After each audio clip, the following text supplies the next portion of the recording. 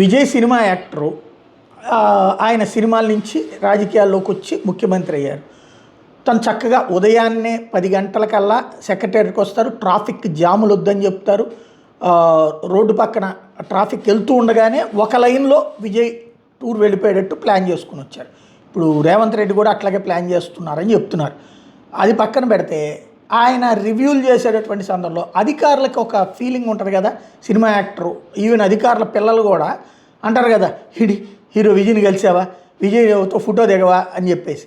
చివరికి ఒక అధికారి తట్టుకోలేక విజయ్కి సంబంధించి రివ్యూ మీటింగ్ జరుగుతూ ఉండగా సెల్ఫీ వీడియో తీయడం అన్నటువంటిది అతను ఎలా బిహేవ్ చేస్తాడు అన్నది కనబడుతోంది.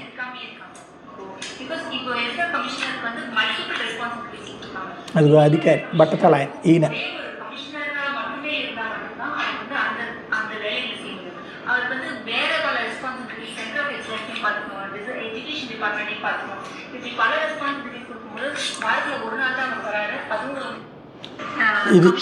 ఇది బాగా వైరల్ అవుతుంది అనమాట. అంటే ముఖ్యమంత్రి ఎలాగా అక్కడ వింటూ ఉన్నారు, వీళ్ళు బాధ్యతారహితంగా ఉన్నారు అన్నటువంటిది.